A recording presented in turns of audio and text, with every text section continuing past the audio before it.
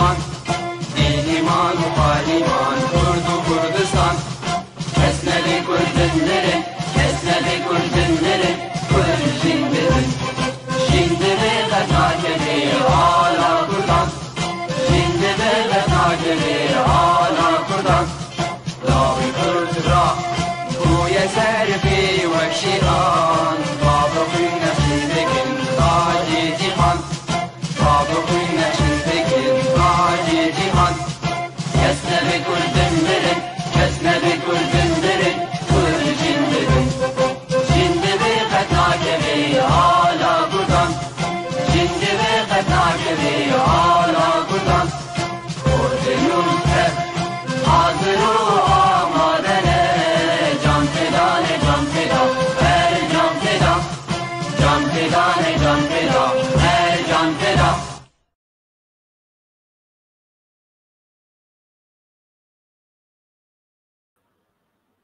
ایوار باش تماشاوانین هیجا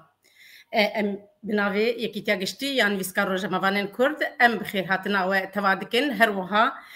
ام بخیر هاتنا میوانی خوا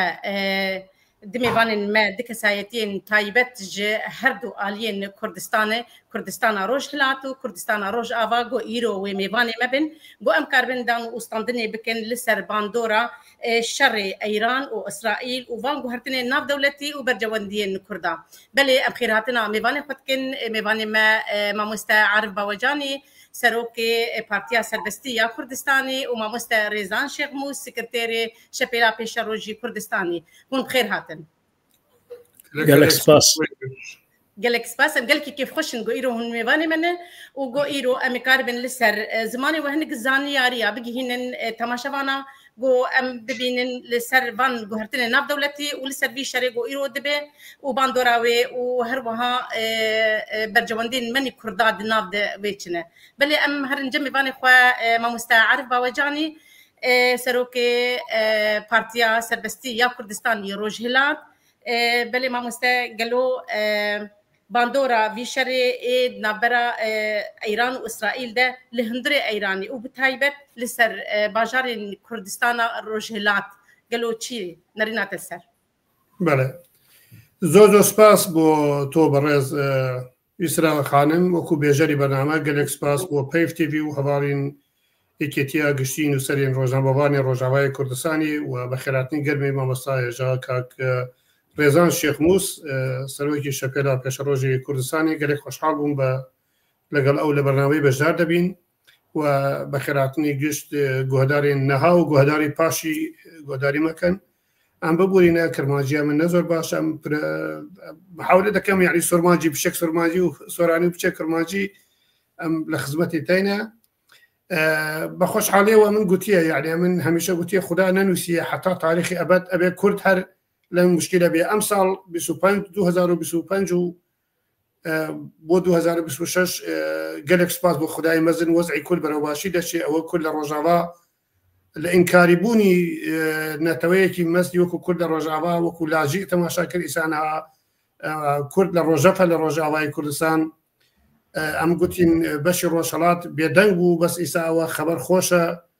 او الشر اسرائيل ايران دسي فكريه وترامبيش او حرب بيج دقه جارك يعني باورك فريانا كي بخوني يكتوي تكاو دبيجيت تسليم هر دبيجي او هات او معناه او يعني خوري روجي كرد سورايا وزع زور باشا وعندنا هاش كشتي امريكا كشتي مهم الشري امريكا حركتي كريه برو شرقي وسط برو خراراتي نافين وفروكي اف 35 يكي لما زنتري فروكي شر جهانيه مودرني تازيا او بومبي كدا بيجن دتواني 5 كيلومتر جيري هرتكينيا او مخصوص بو كوغا يا مخزني اتومي ايراني كدا قوم هي قوم اصفهان تانية او راكتي دتواني او مشكي تايبت دتواني او بتكينيا اوش حركتي كريه برا روشلاتي نافين ولجريني كندا ام بيجم ترامب قلت من قلق مشغول ومدتشم قلت يعني بو الصلح وتينا بس صلح جم من مكان يعني احتمالي اشتكان زوري سون ترامب هرشي قلت يجي بجي كرديها يعني اوي كدا بينيته مراقبه دكاين ولا كان كاني اسرائيلي وامريكي متابعه دكاين يعني ترامب احتمالي زوري امشى وسربرشي عملياتك مهمه يعني لخلال كيلو هالساعات ئەو مژدەدانە شتێکی مهم ڕوودەدا یا ئەوەیە عەلی خامنەیی دێتە کوشتن یا ئەوەیە نظام تەواو سقووتەکات یا شتێک بەڕێوەیە بەگشتی لەسەر ئەو پرسیاری ئەو شەڕی نەها وەک ئاگادارم لە ڕۆژی هەینی تا ئێستا گەلێک شوێنی مەزن هاتیە بۆمبارانکردن یعنی ئیسرائیل دەبێژم یەک موشکی ئەوی بە خەسار نەچوویە ئەو قایمەی 8,000 معسکەری خاصی جێش و ئەوانەی حدودی و معسکەری خاص بۆ موشک هافتن و منبعی چەکەکانی ئیرانی و معمەلی خاص و ڕاگەاندن ئیزاعەی تەلەڤیزیۆنی ئێرانی و منطقەی مخابراتی و ئیطلاعاتی و هەموو شوێنی دیاری کردێ بۆ قەسف بەشی زۆری لەوان قەسف کردیە و خەبەری دایە خەڵکی تەهرانی لە چەند منطقەی مهم هەموو چۆڵ بکەن وەک لە تەلەڤیزیۆنی و دەبینین بە ملیۆنان خەڵک بەرەو ئەرمەنستان و قبرس و هندێک بەرەو ڕۆژهەڵاتی کوردستان دێن ئیسفەهان خەریکە تەواو چۆڵە بێت قۆم کە جاران وەکو ینی معبەدگای تایبەتی هەموو شیعەکانی جیهان بوو قۆم و ئەوانە هەموو هاتنە شۆڵکردن ئەم گۆداری دەکەی خەڵک جنێو دەدا بە خامنەی عەلەنی دەبێژە خامنەی ئەوە تۆ لە کێڕای ئەوە قڕی کرد بەسەر ئێمە یعنی ڕاستە خۆ دیرەکتە خەڵک یعنی بە تەواوی هیچ ئەمەلێک نەماوە هیچ باوەڕێک بۆ نظامن نەماوە و پێشی شەڕێژە من گۆداری دەکرد سەردام دەیگوت شارع بە شارع ئەمریکی دەکوژین بەشار ئەسەر دەیگوت دەکەین بەڵام لە ئاخری شو دیتمان مقاومەتی 10 ڕۆژ 15 ڕۆژ نەبوو و ئەوە 4 ڕۆژە یعنی تەواو دەفکرم جێشی ئێرانی تەواو فەلەج بووە و هەر 10 دقیقە جارێک ئەم خەبەری کوشتنی قایدێکی قەدیمی و مەزنی ئێرانی دەبیسین و ئیسا ئەم پێشی بێمە بەنامەوە خەبەر هاتی ئەحمەدی نژادی هاتیە کوشتن و ترامپ گوتی ئەم باش دەزانی عەلی خامنەی لەسەر چی قەنەفەیەکی ڕاکشایە ئەم جارێ ناخوازین بەتەڵی فیلمی بکوژین ئەوە نیە ینی ئەگەر بەتەڵی فیلم بکوژە فیلم تەواو دەبێت يعني قلت جاري أو رادا قرين حتى حلقة آخري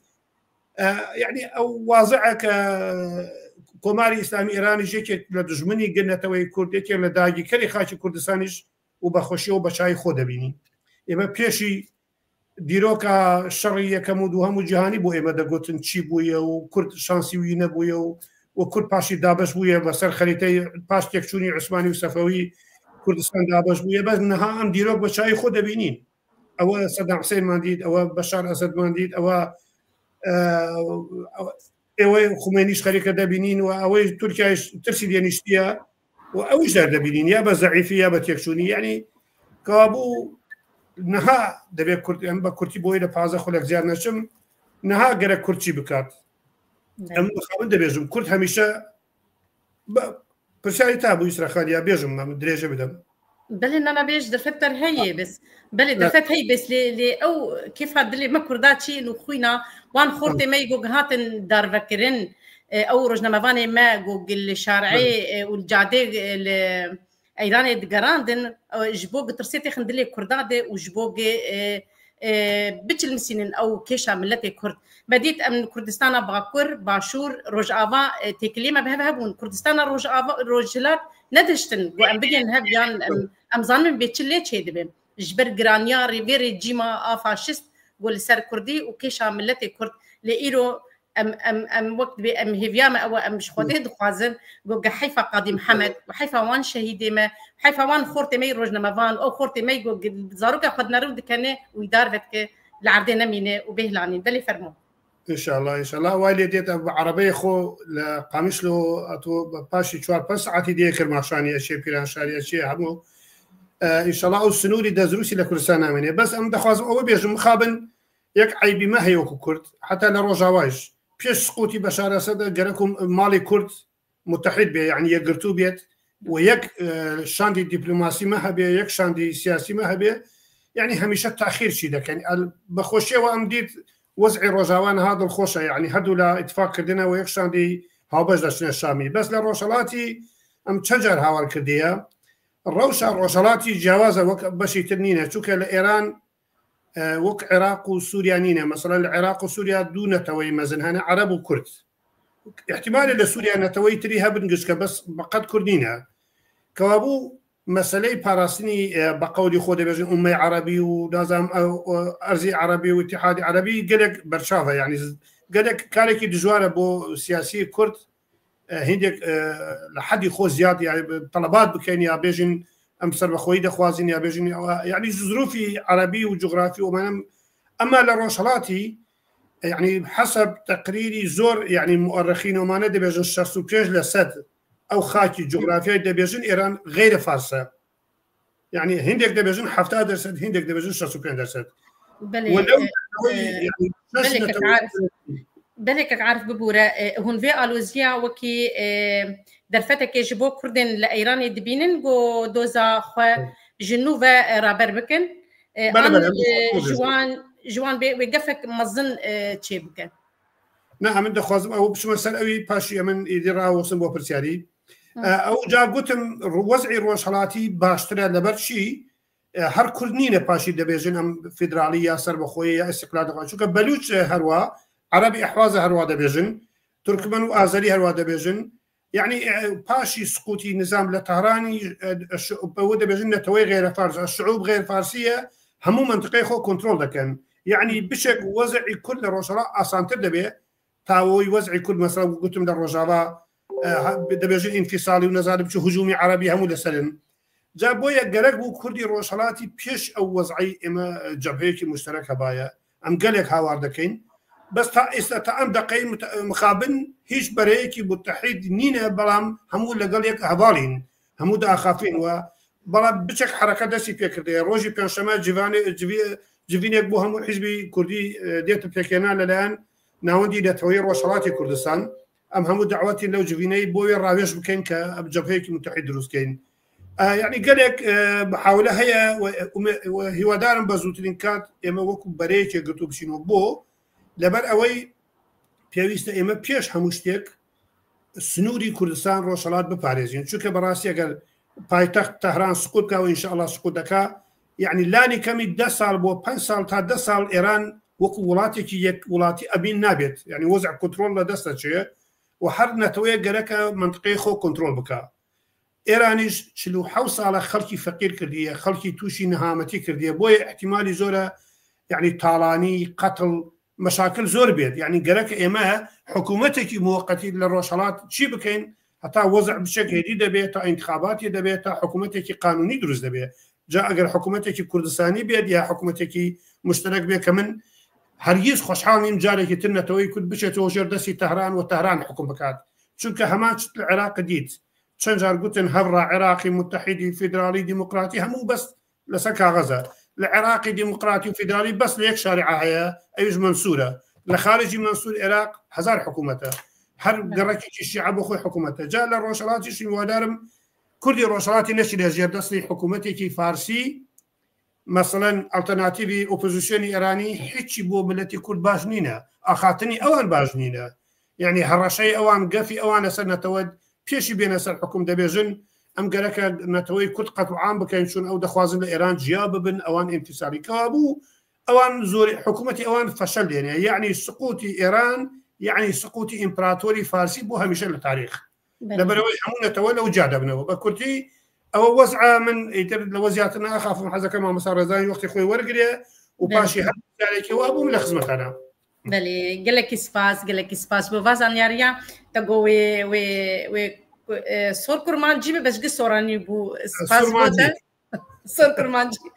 نزانة بوازن رزان يمكن نزاننا بلي قلك إسباس بوده بلي ما نجمع مسترزان ببور ماني كي تيج ما ببوره ما تبخير هاتي. دنگ جم تقرتي دنگ خفك دنگ جم تقرتي ما مستريزان قالك سباس اي قالك بخير سرچاوا ببوره مثلا درنگش ببوره بري ما مستنبين باتا وبرسامه اف غهرتني ناف دولتيه جو گچه دبن وكم بين نمونه اف شردنا برا ايران واسرائيل دي واف نزيك بونا عرب وتركان جهبره قالوا چه باندورا ويل سركشا ملت كرد قال كيشا كردي لسوريا هي كردستان إدار باش از قالك كيف خوشم از تبلي في برنامج وما وجاردي از وقت مهفان جموما اسيا ودكم واز قال كيف خوشم واز ايرو القل ما مستعرف باوجاني سكر سروكي بارتيا سربستي كردستانم ومهفي دكن يعني اف ببي درفتك وام قالك جاراجي هبدو ببينن وتيكليه ما بردوام ببن ام سپاسیا ودکن وکا یکیتیا گشتی نویسکارن کرد سوری گوبرولک قالك گرنگ درابن ایرود قوناغا كهستيار دا براستي ایرو تشتي گو چه دبي از بكري دبي جم امل پیشیا روجهلاتا كناويني نونا اف گوتنا نتنياهو بو نيا ايرو بو جباري في بقالك وقت روجاك هاتن دست بشريخ وكرن دجي حزب الله اف گوتن گوت گو ام روجهلاتا كناوين نو چه دكن از باور دكم اف قوناغا و اف تشتي گو ايرو دقومي اف انجام هفته اكتوبريا از باور دكم ايرو نما روجهلاتا ناوين دوي قوناغو خوي كافندرا نما كاري درباس و ام كرد ايرو وكا كردستانك چار پارچا دوی روجهلاتا ناوین دا از باور دکم ایرو درفتن گلک مزنج مرهنا ام بکاربن وان درفته زیرین شخوره پیک بینن یکمین تشت جمته خستن ام کاربن وی درفته شخوره باش ام شخوره کار بینن یکمین تشت یکیتیا هلوستا کردستانیا ایرو بریگ ام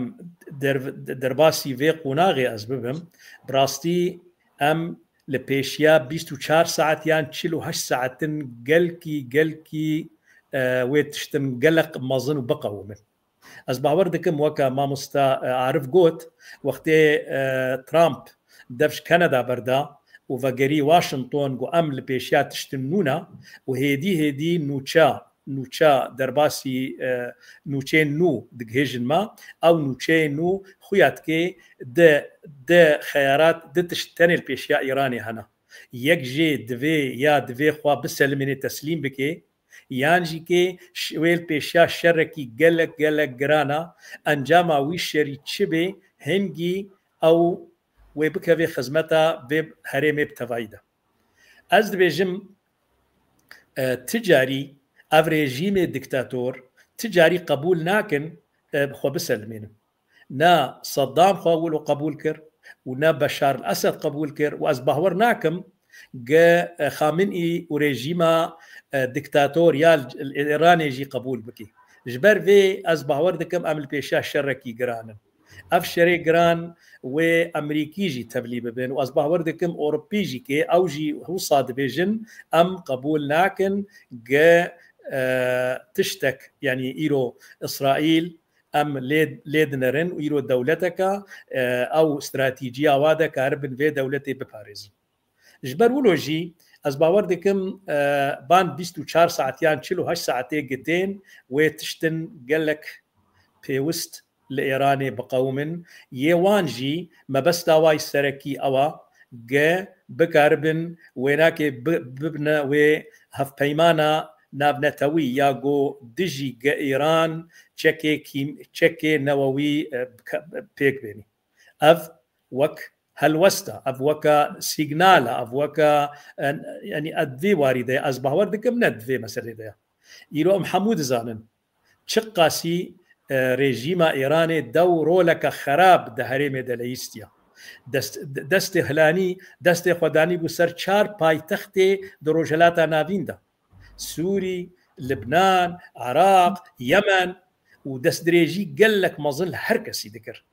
دست دريجيك هركسي ذكر وبنابي الشيعة دخوست حمو برجواندي خوا بيك بيني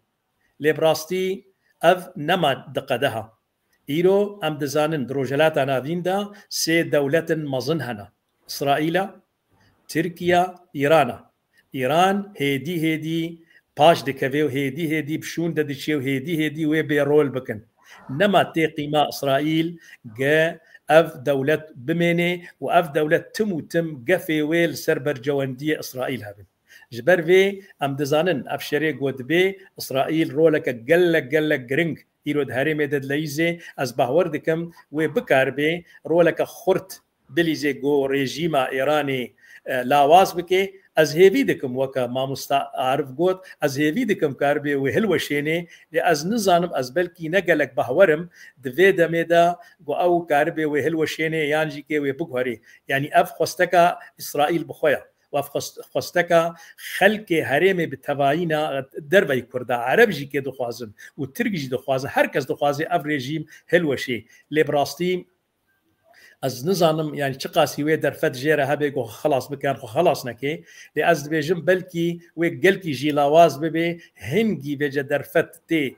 خلق ايراني را جوان قلق ايرو الايراني دجين چقاسي خودي رول بن وبرولك جرينج بليزن كاربن في ريجيم هلوشينن واز ندوي باوريه دمجي كي امريكي جي يعني اسرائيل جي او ناكي ورن جمرت دولتي ديمقراطيه افابكن اف دكافي ام بخا ام تشلو كاربن وان دولتا افابكن اف هنجي اف اركي ما نميني اركي وان دولتا او جواتي خواستن چقاسي كاربي برجواندي خوا دروجلاتا نافيندا بيك بيني از نبتني از دبيجم نبتني ايرو يعني دورا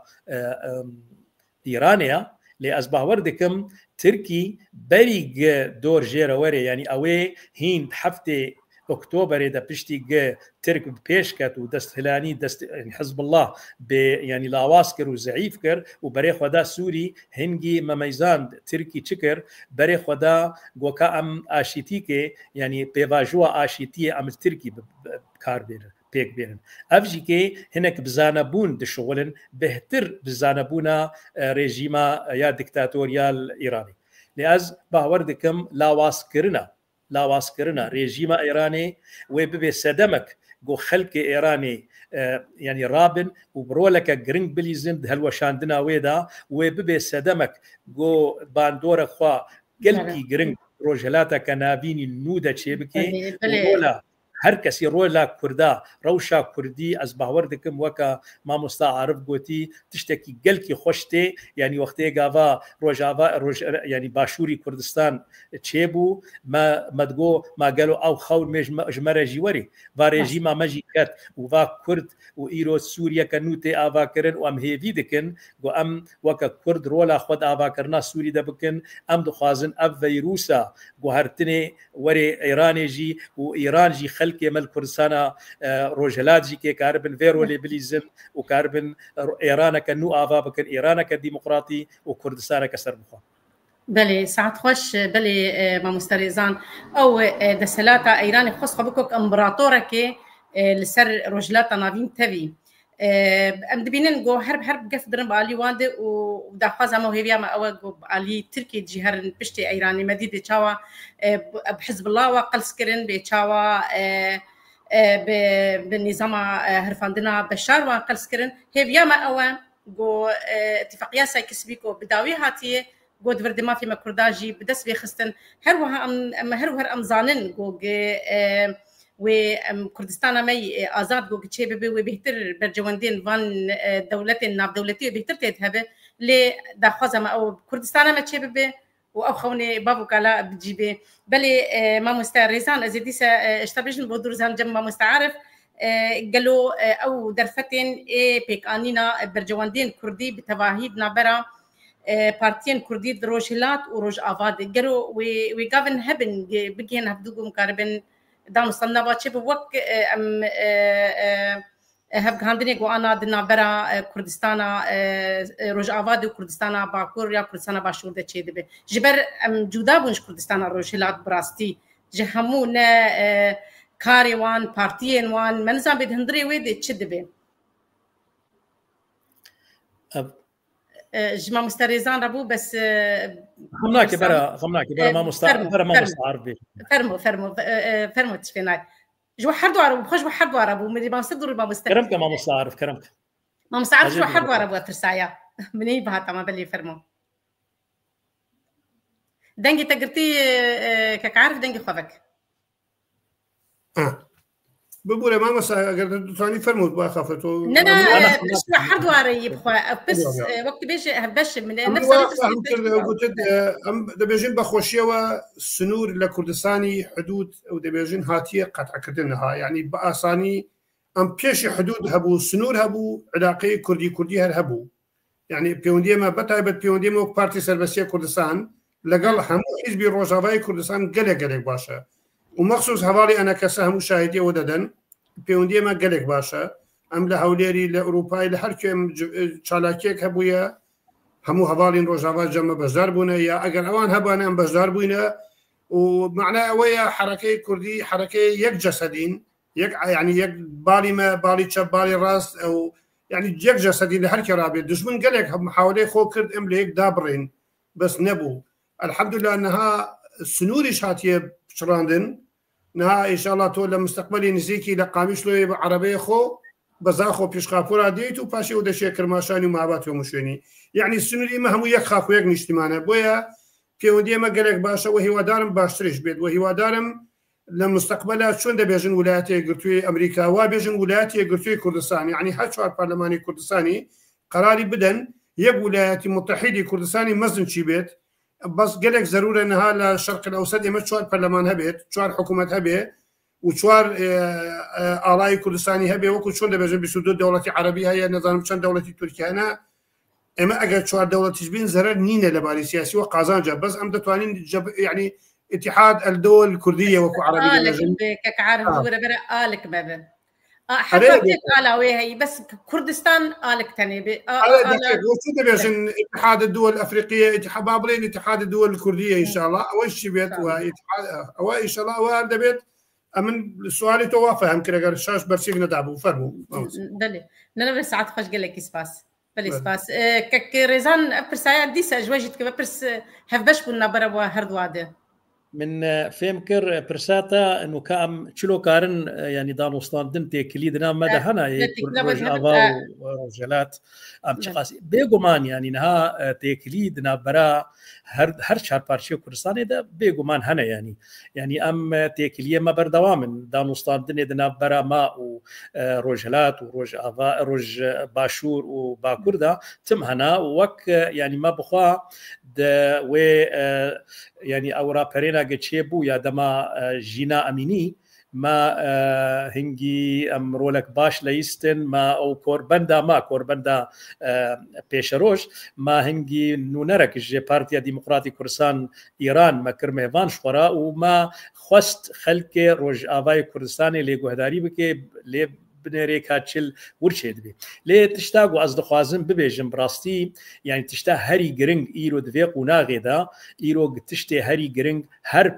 بارتشي كردستاني بارتيين وين بهترني زيكي هفدو بن وبكاربن يعني بكاربن شيوي هفقرتنك يدناف خودا شيبكن ويك هالوست بن ويك برولك جرينج بليزنجبر إيرو درفتك مظنها يا براستي الفان بارتيا جو اف بارتي وير ولا خبلي زنجبر ايرو يعني قتشقاسي جو امدوري هبن امي والقاسي ويدرفت هبي امنق يعني ويدرفت جدجمره بهتر هبي لي وقتي قافا امنيزيكي هبن هالوستا ما يكبي از باورتكم بري ملتي كرد الفان بارشا دايكا دميني رولا فا بارتيا ديك هالوستك كرديدا از باورتكم بلكي يعني ون حمود زان انها تشقاسي روج افاي كردستاني رولك قلكي جرينج دليزي وقتي قافا او كونفرانسي قلدار كد 26 نيساني قافا بارتين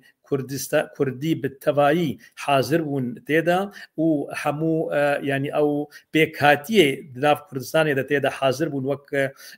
يعني او روشنبير وك يعني خلق يعني زانا ومافناس وحمو تيدا حاضر بون وكاريبون بهفرا يك هالوستك آفا بكن ويك شاندك آفا بكن جبوك وكارب يدانوستان دني بريجيما او حكومتا نويا سوري دا بكن او ام دزانن قاسي رولا سروك برزاني دوي يكيتي دقلك جرينبو هي ما اوجي كي براستي انه ام بكاربن يعني رولك قلكي جرينج بليزن ديك هالوستك بارتين كردستان ايراني دجي روجلاتي كردستاني جي جبار يكيتيا وبالتني وببي سدمك جو بفرا كاربن بفكرن تشلو كاري خو خباتا خو بكن تشلو كاربن دانوستان دني بوان بارتي ايراني ربكن تشلو كاربن دانوستان دني بوار بكن تشلو كاربن انيا خو فربكن جوي اني كاربن ايرانكا ديمقراط افا بكن دوي ايراني دا هر يكي جوا شيوي جو او تشلو دبينن جرينج براستيجي كي يعني ايرو ام حمود زانن او شيوي مركزي شيوي نابوندي او بري او ديكتاتوري يقول بايتختي بو اوين الدستلاتي الحمو باجارة ذكر نما دقته جبر في يعني از باور ذكر ايرو يعني هر ولاتك جبان بولاتك جو امتدت شلو ايرو عراق بو دولتك فدرال از باور ذكر سوري جيل بيشاويا وايران جيل بيشاوي ترك جيل بيشاوي به لي يعني ام هيفيه ما اون براستي بانغا ما جبو بارتي كردستان روجلات جو كاربن روجك بري روجك جواتي خول دارخن وكاربن وين هالوسطا خو بكنيك وبرولك جرينج بليزن او كاربن ريفا بريا اوبوزيسيون سران سري ايراني بكن جبر افجوان تخستن وجبد ويد فيد تاني دوي كاربن خدي رول بند ابا كرنا ايران كانوا او تدا رولك ريفا بريا بليزن بله قلك سباس ما مستريزان قلك سباس بوازان ياريا بله كك عارف جنبين باتا قالوا هون شاوال هالوستا اوبوزيسيون دهندري ايراني دهندرن يا نكرت قالوا هولدان هي جو قد نابرا ود ونتشن سياسي بيدانين بله دو جور اوبوزيسيون هنا يك اوبوزيسيون الشعوبي غير فارسي يعني نتوي غير فارس واوبوزيسيون يكش هنا هي فارسينا تمام ارزي ايراني بيجن علاقه ما لقل نتوي غير فارس قلق باشا مخصوصا عربي حواس وبلوچستان اوان بيوندي اوان لقل كرد قلق باشا وهمو اوانيش وك اما خوازياري حزبي ما خوازياري سربخوي استقلالي كردستان ولنيو همو حزبي احوازي تنيا يك حزبي معتقد بفيدرالي همو دبيجن استقلالي احواز وبلوچستان همو دبيجن استقلالي بلوچستان اويش واي كردي اوبوزيسيوني فارسي عاجز كردي اوبوزيسيوني فارسي دبيجن يك ايران يك ملت يك جغرافي يك علم يك زمان يعني اوان حق قبولش ناكن بيجي زماني كردي دبيجن زماني كردي لهجه كلا زماني فارسي لحالك الفارسي لهجه كلا كردي چون كرد بيشي فارسي دولتي مات هبويا باشي دولتي مارنمايا حقامه نشين هاتنا اوان دبيجن جني كردي فرشي دروزكا فرشي كردي دروزكا لاوروبا دبيجن فرشي فارسي ديتا فروشن اوي بهم ولاتي عربي دشو دبيجن خليجي فارسي نه خليجي عربي بونمنا يعني اوان يك فكري عنصري فارسي هنا قالكن همو عبيدي فارسي بينجم اوان يمم التي در رقم دو بينو اوان رقم يقبن ودبيجن ايران بو هموها بس بو اخافتن بقصه ايران بو هموها بس بعمل وتبليغات ودبلوماسي او با فارسيه ونابي او منطقي اوان حتى صار 1930 هر نابي برشان بو برشان كانتري برشان لان باشي ك رزاي بابي محمد رزاي الشاهي او تماشا كرد وزعي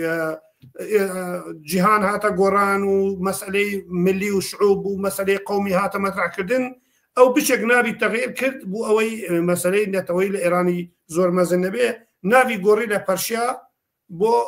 ايران او بو حتى مدتي زوريش هردا قد برشا يعني ولاتي زور لإساش مؤرخين يوروفي ودنفسن يعني اوان تقبل ناكن حكومة جم كسي ترهبية يعني او دبيجن بمني كرد دبيجن اتو لإما إيراني تريد أتو إيراني أسيلي قديمي بس بو حكمنا يعني نقرأ تو السلطة تابعه وإيماش وكو كرد وكو بلوچ وكو آذري أم تجربة كردنا حكومتي علماني هبويا شعوبي قبولنا كردية حكومتي إسلامي هاتية هر قبولنا كردية وأحزابي كومونيستي وشيوعي وماركسيسي همو دجي مسألة ملينا أو دبيجن إيوا أقل بيجن أم حقي كرد خوازين إيوا عنصرينا بس أوان همو شد بيجن أوان عنصريين هر حالتي عربي أوان إيراني تاريخية ونزانم شيء بهالحال أويا أحزابي أوبوزيسيوني فارسي أو مشكلة هنا من قهداري كرديك لوان دقوت أجر من بشم إيراني حكومها بيه قالك أحزابي كلها مو محكمة كم قلتي بو يعني إعلامي بسياري ويكر بو قلتي شون أوان تشلو 6 صالي لقال حكومتي مركزي الشرق كردنا عسكري إيراني هاتي كشتن يعني تو تماشا فكري ويبكى أويش دبيجي أوبوزيسيوني إيرانم لأمريكا وبريطانيا بس أو يعني بير أو روانين كرد أوبوزيسيون بيت لبر أول علاقة كرد لقل أحزابي فارسي نينا يعني كوريا الشاهية قال خرافة قال خطابي أبي خرافة مجاهدين بشكل باشا على الأقل مجاهدين خلق وكو ألترناتيفي حزبي معارضي فارسية دبيجن سرتاسري أوان على الأقل برنامج حكومة ذاتي بو كرد بسن كردنا ولو هیچ حاجت نینه یک جنی فارسی بنام مریم رجوی به خیلی من بکا منی کرد گلک لو زیاتر خبات کردیه ژنی کورد لە شقامی کوردستانی خەبار دەکات شۆڕش دەکات شەهید دەبێ ژنی فارزی جایزەی نۆبل وەردەگرێ یعنی هەزاران گەنجی کوردیەتە کوشتن کۆڵبەری کوردیەتە شەهیدکردن چالاکوانی سیاسی دێتە ئەعدامکردن چا یعنی پاشی ئەو هەموو تەجربە بێم یەک فارسی لە ئەوروپای ئەمریکای بێ ڕەحمی من بکە و حقوقی من بدا بۆیە ئەو خەیاڵ تەمام بووە ئەو شتێت دەبێت گەرەک بێژم بەو پەڕی خۆشحاڵی کوردی ڕۆژهەڵات لە ناوخۆی وڵات هەر لە گوندێک هەتا شار خەڵکی مە گەلێک گەلێک هوشیارە متابعی وەزعی ڕۆژئاوا باشوور باکوور و جیهانی کردنە ئەوان دیتن یعنی لە مزاهرە دیتن نەتەوەی کورد سرودی ئێڕەقی بوو لە نەورۆزی دەبینن ئەوە نەورۆز لە مانگی ڕەمەزانش بوو هەموو دیتان ئەسا ئێران هاتە ترساندن فارسی ئەمریکاوانە دەبێژن گەرەکە نەورۆز قەدەغە بکرێت چون نەورۆز سەبەبی تحرکی شعبی کوردیە بۆ سەربەخۆیی يعني ام برسيبه خوديتن يعني ريفراندوم للروشرات قالك ميجا هاتيكردن يعني كاتك بيني بمليونان خلق بتايبتي لوروميا او ورمي شوك مؤامره هبو لورمي بشكل ازلي لو انا امديت 1 مليون خلق هاتنا نوروزي لكرماشاني لفقيتني شوني كردستاني حساب بديان ليسانسيه لكان منطقي فقير بس صدان دكتور هاتيا دروس كذا الحمد لله التي ما لهمو بارشي كردستاني ومخصوصا للروشرات انها قالك آمادية وجارك يتر أو بندسية فارسي قبولناك أجر آخر بس منه أجر حركتك فارسي هبي اعتراض حقوقي كرد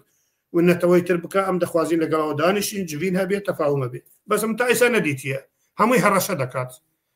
وهم خير دكا يعني أول شيء باشا دبجة خير دكا ما تو يعني قيناك تو زماني داكي خو بخونه لقريه خو هلا هو هم مصالح خباتي بويا مسألة من مسألة هميشه دبيجم ودارم للرجاوي جوابيه مسألة إيمان سرپوش لبركدنينا جراني وهرزانينا مسألة قومية أم قضية هنا قضية قومي يعني قالك قضية كردي بتيكل بمسألة جراني هرزاني ملاو غير ملا شيعة آخرين تيكل ما كاين يعني مسألة قومية قالك اعترافي ملية ما بكن أو أبو إيمان قالك مهمة بخصوصا بو حزب ما أو النقطة كما فهموا بله گلکی سپاس جو بشرو بکنی بله هر ام بینن اف حکومت جو اف دسلات جو گلسر مکردا دبیجن یک زمان و یک دولت و یک سینور يعني دخوازن جو ما في مکردا هن دور بخینن اف گوتن هاد گوتن بشرفان دار جماعه بشارجي واف گوتن انا قاتي گوتن لسد بنابي اوبوزيسيون لروجلاتجي ولايران يجي بله ما مسترزان من بين باتا دوی درباره تا وک سیاست مدار و تا اندام انکسی قالوا دنارينا وده گرنگیا آپی شیش کرداد دستوریا دوی قونا خیده یکیتیا سیاسی یم جیکرنا دستوری یان پاراستنا ناف دولتی دخواز همه چی و ام دبینن گوگه شان دامی کردی جی بله وال شامی بله براستي يعني اف ميجي ين رجلاتا نافي نخص من الجم عربا والجم تركا والجم فرسا عيني ميجيا او لخدرن انه او نتوكا ما في وانا حموتشت والمكفر داد نرن وكا ما فكر وكا يعني تكاري بيجي صفيد دوادا ثاني ليه نما افتي قبول كان براستي يرو كرد روج بروجي تدخو يعني كرن نتوكا خورتا نتوكا بيشكاتيا نتوكا كاري الجور مودرني كاري بيشكبي كاري ويب يعني كاري قال لك كاري بيوست بكي جبر فيجي كي يعني ها براستي السوري يعني بشتي هلوشاندنا ريجيمي واف يعني دستلاتا نو ياغو هاتيا سوري او دستلات او جماوري وي يعني ايرو برينها يعني بشار الاسد بون ها جماوري دي خلكي جو ايرو خلدورا في دستلات الدن هبدو يعني هين بري دولت وري افاكرن بري جو دستور وري دانين بري جو يعني حكومات وري تشيكرن تبيجن ام دولتا سوري تشرو دولتا سوري هين تتشتك شي نكريه دولتا سوري ايرو نبتني سنانا دولتا سوري نبتني عرب دولتا سوري إيرو حمو بيكاتي سورينا جبور في ما يعني يكمين تشت جبو حكومتا نو جبو شيوي دولتا سوريانو أم دبينين جركا دولتك فدرال بي دولتك ناوندي بي نا دولتك يعني دبي يعني بدي شيوي بري نماد بشي براستي الجبر يعني اف دولتي جهاني بالتبعي شيوي فدرالن يعني خلكي يعني هر هريمك دون دري دولتها هنا كده او ريبابريا خودك او كاري خود مشينين ام دزانن يعني المانيا يك نفشه يك خلكن وتبلولوجي فدرالن يعني كندا بوصيا سويسرا يعني دولتي جهاني امارات دولتك عرب تنينا دولتك فدراله جبر بيجيكي وقتيغا ام دبيجن تشما ام دوزا فدراليه دكن يعني ام دوزا نا مركزيه دخوازن ام تشتكي جبو تشتكي تاني ام دخوازن ام ناخوازن شيوي دكتاتور نوتشي ببن او كسي يقو ايرو الشامي بميني او يقو دسلات بي دسلاتيه السوري بالتضايب كي وحمو بريار وحمو تشت دستي في دولتي دبي بيجو مان جبر خوي ببي دكتاتور جبر بينا كي جي دبي يعني او مساله يعني ابوريجيكي ومساله برياري سياسي جي وبرياري جواكي جي كي دبي بلاف بناف سوريا بتوايدا هر كسك جه خود سوريا نودا ببينيت بي ببرا شريك بن آوا کرنا سوريا كنودا ايرو كسك تاني بيكاتيك تاني نكاري ريفابريا سوري بكي ونمحافظك تاني نكاري ريفابريا سوري بكي جبر بي ام تشخو عدد خوازن اف شيوي وقتيغو ام بيجن دولتك فدرال يعني ام بيجن سوريا كفدرال يا سوريا كنا مركزي ما بس تعمل جي اوا شيوي دولتها ابنما في مايا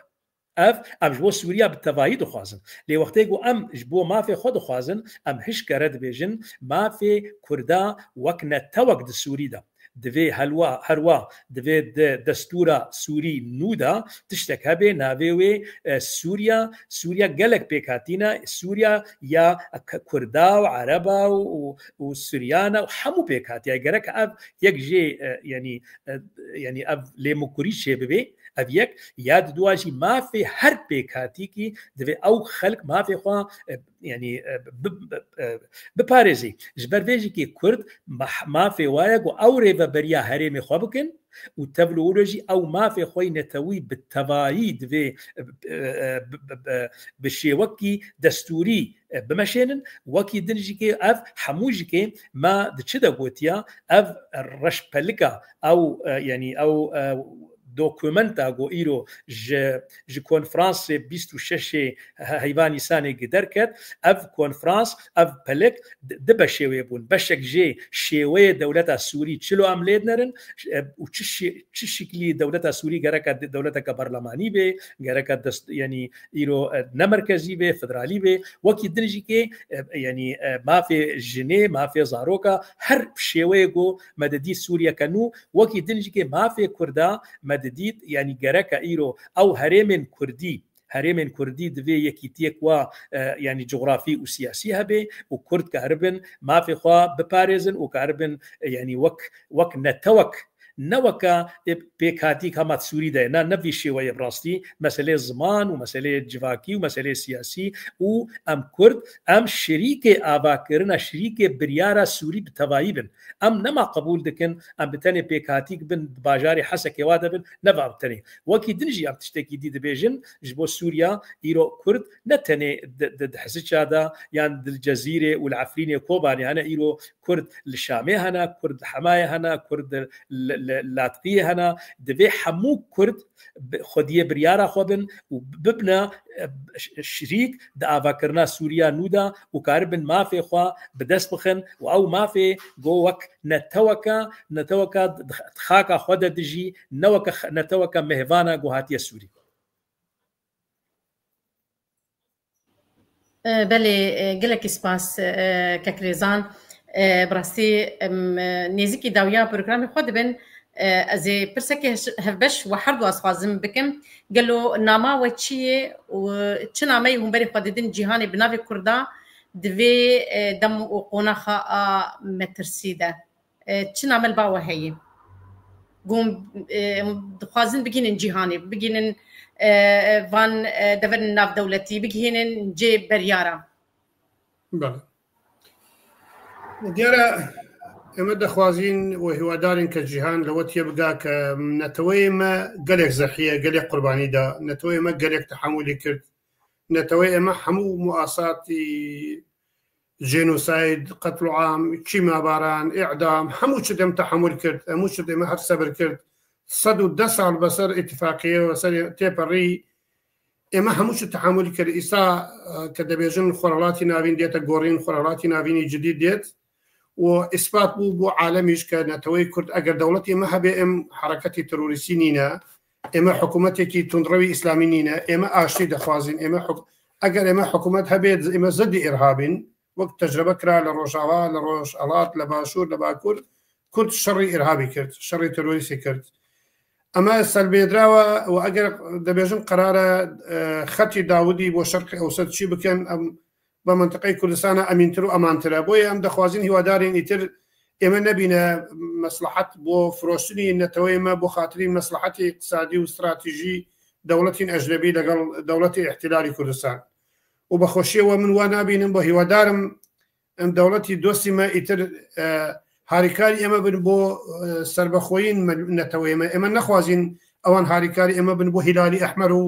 ئازوقە بۆ ئێمە بێن و گون ئێمە بشینە کەمپی پەنابەری و ئەوان بێژەم دۆستی کوردین و هاریکار بن ئیتر ئێمە بە ئیسراحەت بکەین نەتەوەی مە ئیسراحەت بکە زارۆکی مە ئیسراحەت بکە و ئێمەش کیانێکی کوردی هەبێت دوای 100 ساڵ مقاومە و تاریخی مە لەوان هەموو کۆنترە و هەرچی پێناسە هەیە بۆ نەتەوەیەک ئایا نەتەوە چاوایە ئەگەر دەبێژن زمان ئێمە زمانی کوردی ئەوەن دەوڵەمەنە بێژگە لە 5 زاری مەزن ئەتوانێت بێژم 50 وردە زاری کوردی هەنا موسیق دەبێژن هزار موسیقی مە هەیە هەڵپەرکێ و ڕقز دەبێژن ئەم دەتوانین بێژین 2000 هەڵپەرکێ مە هەیە دیرۆکا دەبێژن تاریخی مە لە فارس و لە تورک و لە عەجەب و هەموو قەدیمی ترن یعنی هەرچی جلوبەرگی دەبێژن عرب یەک دژاشە و یەک نەعل هەیە و لەگەڵ یەک عەگاڵی ئێمە وەختی دەمرین دەشینە کەفنی ئەو لەبەر دەکەین بەڵام ئێمە دەتوانین بێژن 50 نەوعی جلوبەرگی کوردی هەنا یعنی من سەجار گوتیە فارس ئەم کاتێمە نیقاش دەکەین دەبێژن کوردین ئەمە على ئەسەف یعنی زۆر دەبێژم ببورین ئەمە وا دەبێژم ئەمە دەبێژن فارس نغوڵەیە لەبەرەوە هیچی خۆ نینە یعنی حتى جلوبەرگی مەخسوسی فارسی نینە وەختی خۆی ئیدعا دەکردن کوتر و شەرواڵی درێس ئەوەی فارسین هەنا ئەوە عالەمینە یعنی کورد هەموو شتێکی مەخسوسی خۆ هەیە هەموو یعنی هەموو شتێک ئیسپات دەکا و نەتەوەیەکی مەزنی خاوەری مێژووی مێزۆبۆتامیا هەموو مێژووی دیێرینی جیهانی و هەموو مرکزی گرنگی شەرقی ئەوسەتی لە خاکی کوردستانە ئەم دەخوازین جیهانی هاریکاری مە بن و هیوادارم نەتەوەی مەش لەو خەوا و خەبەر بێت و هیچ حاجەت نینە ئیتر سیاسی کورد ناشکی کورد خەبات بک بۆ دیموکراتی عاسیمەی داگیرکرد پایتەختی داگیرکرد ئەم گەرەکە خەبات بکەین بۆ دیموکراتی وڵاتی خۆ بۆ سربەخۆی وڵاتی خۆ بۆ ئاوەدانی وڵاتی خۆ هیچ حاجەت نینە ئیتر ڕۆڵەی کورد بۆ پاراستی خاکی داگیرکرد خەبات بکات زۆر سپاس فەرموو gelek spas براستی ام کرد خودی دیروکن ام کرد خودی کلتورن ام کرد هبونا ما الدنيا دو دیروک ام تفخو يعني لي مخابن جدما گو ام چه بون جيج لهنگيا مي زيدي اكرداي زيدي ان زانم گو ام بن دستمان جم خابنيه بل ما مسترزان از هن وين برسيشتكم و برسنت دل جهات بوشتره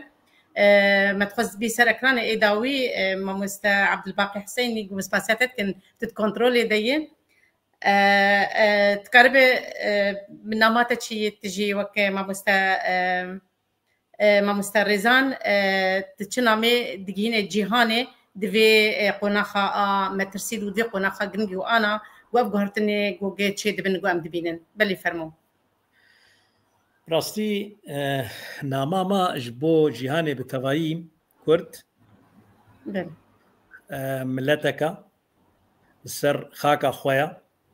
حج دكي حمو برينسيبي ما في مروفا حج ديمقراطية دكي حج دكي بهر كثيرة بجي تبروبليمي تد أستنجي بكسا كيرانين دخوازي جو مروف هر إنسان آزاد بي سربست بي أستنج بي دخوازي دجي تيروريا دجي حمو شوي ديكتاتوريتيا جبر فيجي كي إيرو كرد 40 مليون كرد هيا أو 40 مليون ما في وكا ما في هر كسيا قالك ظلم ديت بهترین ظلم دست دولت جهانی بالتوايديتيا او بون يگو نپشتگیر بونج آوا کرنا کردستان کرا او بون يگو کردستان پارچه کرن او بون يگو مافي في خلق برن او بون يگو حتى انها كرد بدولة بولاطن جبر فيجي كي هيفيا ما او كاربن ما وكا ملت وقل باش فهم بكن ام كارن برجوانديه خوجي وبرجوانديه واجي كي بباريزن ام كارن بحمو دولة جهاني ركار بكن و امولاتك روجهلاتك نافين آبا بكن روجهلاتك قال لك خوش روجهلاتك زيرين روجهلاتك هر كس كاري بيجي خوتي ده ببيني امي ندجي برجوانديه كسكيبن ام دجي حمو شيوية تيرورنا ام بالشيوية و ام كارن ايرو بما في جنيب ما في زاروكا ام بمودير نيرنا و ام كاربن براستي ولاتكي آبا بكن نمونه از دخوازم برا ولات جهان تواي ورن شخور الهولير بنرن ورن الدهوك بنرن ورن السليمانية بنرن تشي ولات هاتيا آبا كرن او جيد عراقي دنا ملتي ما وقتي قابا درفت جوارتي كارن تشي بكن و كارن بتشي ويا ولات آبا بكن هي فيما اواغو او درفت دستي خبخن دستي مدى و ام كاربن ولاتكي نول في روجلاتا نافين آبا بكن وقتي او دبيجن ام دخوازن روجهلاتا كنافين نو آبا بكن ام بجدا ام آريكارن و ام في ولاتي روجهلاتا نافين ام آبا بكن ام بفرد دستيخو بخنا دستيوادا او ولاتكي خدي ولاتكي ديمقراط ولاتكي ما في مروفاتي دا مسوغر هر كس كاري ما في خواب جيب كي يما جبر فينا كي ام خستكا مي سركي او جو في ظلمه جو بصدي صالال كرداهاتيا او في ظلمه كاربن الي كاربن مهلينن لبراستي او هيفيه منين جو اف دولت بيشي ويجمره بكن لام خدي اراده بن وك كرد دبي خدي اراده بن ام كرد دبي ام هالوسطه خو بكن يك ام كرد دستي خو بخن دستي هفدا ام بهفره بفكرن تشلو ام كاربن في ولاتي خو افا بكن ام تشلو كاربن بهتر نيزيكي هفدوبن وان استنجد ناف خدا ام هلينن ام نما قبول بكن جو ام دستك بنج كسكيرا ام دستك بنج ما في خورا ام دستك بنج ملتي خورا ام دستك بنج برجوانديه ملتي خو بباريزن ام كاربن في شوي ام كاربن الي كاربن بهر كثيره هي من قال لك خرتن بخورتي كرد قال لك خرتن بقيزا كرد او خورت وقيز كارن براسي تشتكي عجيب شي بكن ونمونجي از خوازم ببيجم اف خورت وقيزه ما جو ايرو الاوروبا دجين تشكارن تشو هرتنا بكن تشيوي كار الاوروبا دكن او برا ببن نمونه جو او كس ويكاربن ولاتكي افا بكن ولاتكي براستي هر كس كاربي يعني امي براستي كرد هي من اون جو ام دستي هبدا به امي براستي كاربن وك سنغافوره افا بكن نوك جويرو دستلاتين بان دولتا ديفيجن از باورناكم او كاربن بان ولاتي نو افا بكن بس قدرت واراده الجملتي كرد هيا كاري ولاتنا نو افا بكي ولاتكي جو هركس كاربي تشيخوا تيدا ببيني متخص بالثاني تشتكي ببيجم جبو ايراني ايران براستيجيكي او كتيه خلقك قالك طنقدا يما وكا سوري وكا كرد بالتواي ما قالك سحمتي وزوري مش دستي في ريجيم ديتيا هي فياما او روجك بريفي روجك اف ريجيم وري هلوشاندن وخلق ايراني كاربن ازاد بن كاربن سربست بن كاربن ولاتك خو افا بكن ولاتك جو ببي نمونه يعني نمونه شحمو شويه ديمقراطيه الجهاني بتفايده قال لك سباس ام بهيفيني جو ام جي ازموني جو سرمر درباس بونا ام في دبكن او قنخا جرين جو ام يك هالوسبن و ام يك دستبن و ام يك ارمانج بن جو كاربن دوز عملت بجيبي وهيفياما او دواقونا خاده جو اف جهرتين ناف دولتي وام دبيدن بالسر قادا رجلات رافين بيتشدبن جو بهتر برجون دي كردان دبن دخوازا موهيفياما اف امبر داوود درن بيج دقمانج دما مر ببورن املي بورنيش تماشابنا تخازن جبر دمي ما كان بوم بلي ما مستاهين قلت داوي هنا ونحب برسكاتبوني ساندن قلتو انه مهفان دخوازي ديمقراطيه ايران را وسرخبون جو كردستان را بلي افكر ابو لما ام ديفيجن ايرو ام بفرا كاربن يعني ايرو خلق ايراني كاربن ولاتك الديمقراط افابكن ولاتك الديمقراط افابكن وهركس كاربي جي خوتي دبيني وكرد وكا بكاتيك سركي ايرو دو كردستان دجي ما في وايا ما في خوي چارنوس او چلو دبيني بچشي وي كاري فان بكاتي ديدا و ايراني افابكي هلبت بلي ساعات خوش قلتنا داوي تخوازم حكي كك عارف قلتنا داوي الجمتا قلتنا داوي بيش كان محمود حسن برازي او تشنجار او سؤالي كرديه قال لك سباس وصاوي راستي امن بو خوك عرب وجاني وك حزبي سربستي كردستان معتقدين بهج دولتي فيدرالي العراق وايران وتركيا وسوريا بس لو شوار دولتي شون امانه وقت كوجن راسنا كان راسنا بيجن تجربه كرديه عراقي جديد والله اگر سياسي كرد نبايا يك عراقي نيتزاني حكمداري تشيا اصلا السياسه باشا هم ذكر همو عقا همو عمامو اخذ يبون لايراني لقومي هاتون عراقي او كاتي مرحوم مام جلال وكاكو شاز لباري 8 دريج بيت كاك دكتور برهم صالح كوملك سياسي كل شونه بغى اودان كرد بغير امام جلالي دقود العراق الفيدرالي ديمقراطي يك على بيج انسان بيج عراقي فيدرالي العراق العربيه يعني حدا يعني حج كرد حاجه نينا لايران جو وقت خوب كوجي بو ايراني ديمقراطي شون نايت اوان ديمقراطيه دخوازن خارجي كرد بيت لزماني شايش ايران ولاتي خوش بويا لا اصفهان ولا شيراز وهم بوك بهش بويا بس لمناطق كردستاني بو بنجال لادي كردستاني يك جاري سيارين بو عربه يعني مستشفيين بو يعني هيك شيء بويا ام نخوازين مالي كس اودان بكين هو دارم كل الروشلات نشت وطهران ولا ديالوجي كردي لكرماشان بيت باجير مسجد كردستان وخمي كرد بو خاكي كردستان بيت اتر اما حش حاجه نينا اما عرب وفارس وترك بكين بديمقراطي اوان خوا خلقي كردنا ديمقراطي نينا اصلا ديمقراطي جاب اوان صوص نابيه يعني عرزي اوان خزرواتي ديمقراطي صوص ناكات اوان هر خرما والشر ومشكله قتل يقتليها بويا ام قالك انرجي خو بو خاكي كردستان صرف كين ام قالك قلتي ديمقراطي بو ايران وديمقراطي بو العراق هم الشعار بو ما مساهجار جارك شتك بيدولي ما مساهجار شاعري مزني روشلاته دبيجيت امن بهاري كاري مرحوم ملا مصطفى بارزاني لمالي عائلي حاجو للرجاوه ام باسبورت تشيكرو تشوم لكونغري وارشو بجداري بجلي كردي صالي 1966 او فكرم او وقتي كونغري شبابي عالمي بويا لوارشو دبيجي عجيب من هذا حزب الشيوعي عراقي قلت بوجلي كردي لبركردي بو عنصريته يعني حزب الشيوعي ادعاء كاد بيجي حقوق قلت له همو عالمي حزب الشيوعي عراقي لمن دربري يعني يدير او شعار ودروش ما اما تمام بو او دنيا عقلي خوب ولاتي خو صرفكين اما باور يعني بدولتي سربخوي كردستان هي ودروش مش اويه طاقه غير رزقاري سربخوي يكجاري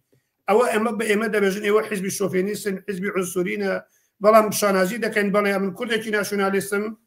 همو خاكي كردستان بو من مزنترا والله يقمن علي كردنا قرمو بحمو من دالي عرب وترك وفارس وانا او حقيقته هو دارم كسبه وانا راح نبيت هموش تك بو عرب وفارس روايه بو ام اگر الدواي حق خو بكن بيجني وعنصريين وشوفينين وانا اما دبي فيربين يتترس كوتاي بيت وداوي سر بخوي بولات خو بكن دوري فيدرالي وديمقراطي اوتونوميش تمام بو همو دورنا دوري قطبي سوسياليست وقطبي إبراليزم تمام بو إمش قالك التغير بكين عالم تغيري كت أو قالك سباس قالك سباس بلي ما مستا ريزان قلت نعطي داوي بلي أم داوي بينن قالك هربجي ما مستعارف هربجي والله هي خوزي ما بكاريا خوزي ما بكاريا أف سلوغان ما بهلدا ما بقوتا والله كردستان أكثر بخوا لي براستي وكجارنا ديفيجن يعني ما تبي راما او ريفراندوم ياغو تشيبوي الباشوري كردستان وشيوي جو اف بلاني جو دولتي نافنتوي ودولتي هرمي بالتفاعي لسر بارتي كردستاني خوزيمه بكاريا كردستانك اف خونا ما قيايا خونا ملتي كرد تفاعي كردستانك سر بخا وام هي فيديكن ببوره خاطو زوره ام شون لنا توي كردي تجربه نكردنا يكجار ريفراندوم كردنا دبيجن دنيا خراب ويا ملتي واحد دجال كرديه سکوتلان دەجار کردیە گەلێک نەتەوە با ئێمە دەجاریکە ڕیفراندۆ بکەین بەس نەتەوە ئێمە دەبێژن ئەوە خەتای فدرالی بوو ڕیفراندۆمی بوو حکوومەتی عراقی وا دەکا والله ڕیفراندۆ بکرای دەکرای حکوومەتی عراقی لەمە خراپتری دەکرد نەشکرایە جا ئەمە نەتەوەی بە فێر نەبووینە ئەترسین ببوورە گەلک سپاس ئەز ینی ئەv هێڤیامە هەمووکایە و خۆزی و ئەم بکار بن بێ خەونا ملەتێک کورد پێک بێنن تەبلولۆژی هێڤیێمە ئەون و ئەv رێژیمێ دیکتاتۆر وەرنە هەلوەشاندن خۆزی ڕۆژێکێ بەری ڕۆژێکێ رێژیمە ئێرانی وەری هەلوەشاندن و وڵاتێکی نو ئاوا ببێ و هەر کەس کار بێ چێ خۆ تێدە ببینێ و ملەتێک کوردژیکێ ملەتێکی بڕاستی گەلێکی ینی خەبات کریە و گەلە قەلەنێکی گران دانیا بۆستێک ژعردا کوردستانی نینە گۆخوین تێدە نەهاتیە ڕژاندن خۆزی گەم کار بن بێ خەونا ملەتێ خۆ پێک بێنن واز گەلە کێ خۆشم گۆ من شەوەکە خۆش بوارە دەرباز کرد و نەخواستم مامۆستا عارف و خوشکا یوسرا و ئەسپاسیا یەکیتیا تەواهی یا یەکیتیا تەواهی نویسکاری کورسانە سووری دەکەم ئەز هێوی دەکەم گۆ ئەم پەڤرە ڕۆژن خۆشی دنجیکێ ئەم پەڤرە ببورێن بله گلکی سپاس مامۆستا رێزان گلکی سپاس مامۆستا عارف باوەجانی سەرۆکێ پارتیا سربستی کوردستانی ڕۆژهڵات گەلێکی سپاس مامۆستا رێزان شێخموس سکرتێرێ شەپێلا پێشەڕۆژی کوردستان سووریا گەلێکی سپاس بۆ تەماشەوانە گبمەرمان حیا داوی بەلێ دەمامە کورد بوو بڕاستی مەتخۆز ئەم بێتر بمینن لێ دەمامە خلاص بوو و هەر سپاسیەکی تایبەت بۆ مامۆستا عەبدولباقی حوسەینی بۆ کۆنترۆلێ دەیێ و هەردەم ئالیکارە و هەردەم براسی سینگای vekirî ji peyv tîvîr û ji xidmeta ji karê peyv tîvîrim gelekî spas ji bo we teva ta xelekin din hûn tevmînin xêr û xweşiyê de gelek spas gelek spas